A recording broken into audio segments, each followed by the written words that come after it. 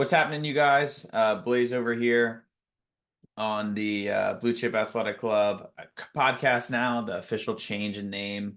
Looking forward to having a chat with you guys today about nootropics. One quick thing that I kind of wanted to share before we get started was a message that I had seen from Jeremy Scott that I kind of sent out to our private coaching group, and I kind of wanted to read this story really fast. So just bear with me here before we get started. The story is of the Chinese farmer, and it goes a little bit like this. Once upon a time, there's a Chinese farmer whose horse ran away. That evening, all of his neighbors came around to commiserate, and they said, "We're sorry to hear your horse has run away. This is most unfortunate." The farmer said, "Maybe." The next day, the horse came back, bringing 7 wild horses with it. And in the evening, somebody came back and said, "Oh, isn't that lucky? What a great turn of events. You now have 8 horses." The farmer again said, "Maybe." The following day, his son was break his leg on one of the horses while riding it. He was thrown and broke his leg. Neighbor said, "Oh dear, that's too bad." The farmer responded, "Maybe."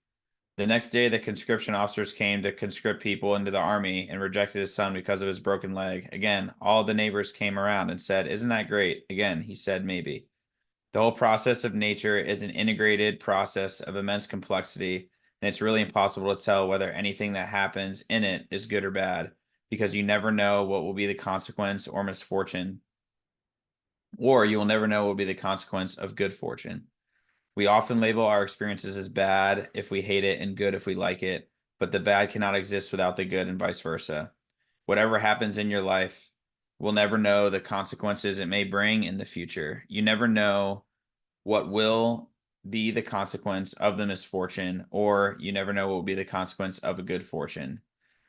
Just wanted to share that really fast. I liked this story, just kind of helping put things in perspective, whether you're going through a hard or we'll call it easy or good or bad season in life. Just kind of put those things in perspective and know that it's maybe it's good, maybe it's bad, but either way, you kind of keep rolling with the punches. So we're gonna get started here, kick off. I know that was pretty unrelated to the topic today. We're gonna chat a little bit about nootropics. All right, so nootropics, what are they and are they right for you? Um, Real quickly before we kind of get this thing really going, there is no magic pill, and there will never be a magic pill. If you are somebody who is trying to, uh, elevate their health and wellness.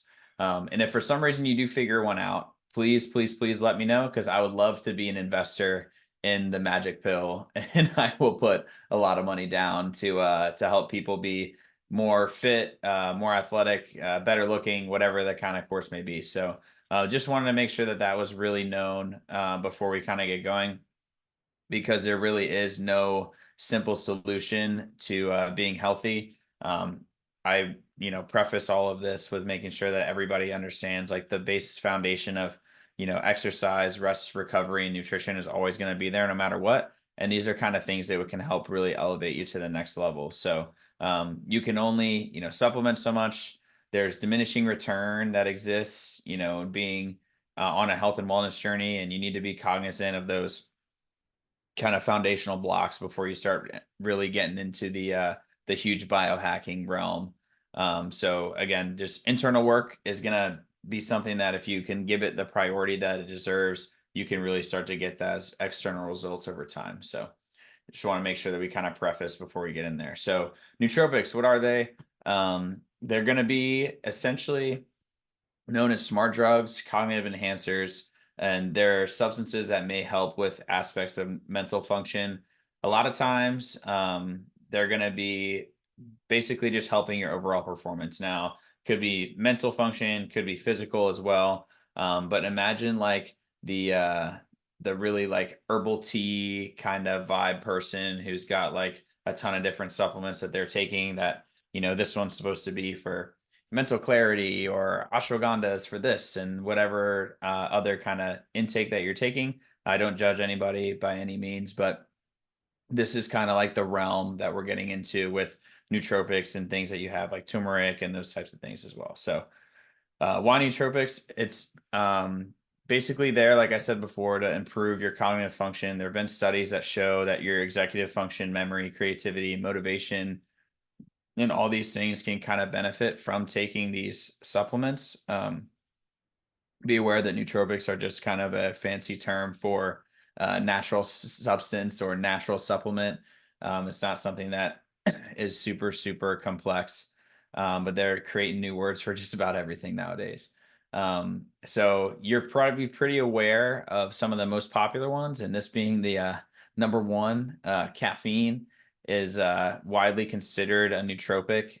So, coffee, tea, various foods and drinks that kind of have them, pre-workouts, kind of whatever. And at the end of the day, the optimal use for that is to kind of give you the quick jolt of focus, to reduce feelings of tiredness. I know the people that I know and love that really need a coffee before they're able to deal with people. And at the end of the day, that could be something that kind of helps you like really focus in that mid-afternoon coffee break that you have before you're about to get into the afternoon part of your day. Next one I'm going to talk about a little bit is L-theanine. It's basically an amino acid that's found in tea leaves. There's a bunch of different, I guess, photos that I kind of threw up here of various tea leaves, but their optimal use would be like if you're combining them with caffeine, it can kind of boost your mental focus and calmness. Um, and what it can also do too is help you be in a more relaxed but alert state. So almost think about you're entering kind of more of like a flow state where you're focused, but you're not really stressed out and jittery, and kind of helps calm you down while also speeding you up, if that makes any sense. Next one's going to be omega-3 fatty acids. I'm not sure why the world kind of considers this a nootropic. I think it's more of like a, just general fats that you're going to need in your body. But here's a photo, kind of a bunch of great ones for those of you that are kind of watching this in the future. But I'm going to go through a couple of them. Most seafoods are really, really great sources for these. Salmon, you've got tuna, sardines, like those types of things. Then you also have your seeds. So like nuts, seeds, chia seeds, those types of things are going to be great sources for those omega-3 fatty acids as well. And what they do is they really help support your brain function, memory, and actually they've been proven to prevent cognitive decline. So people that have like Alzheimer's in their family a lot of times will kind of prioritize these types of things to try to get ahead of that Alzheimer's condition kind of coming in as you start to age. Next one we'll chat about is ginkgo biloba. This is from a tree, a ginkgo biloba tree. Essentially what it is, it helps you with clarity and focus. A lot of people think that it helps out with brain function in healthy individuals. Again, another kind of addition that you can have.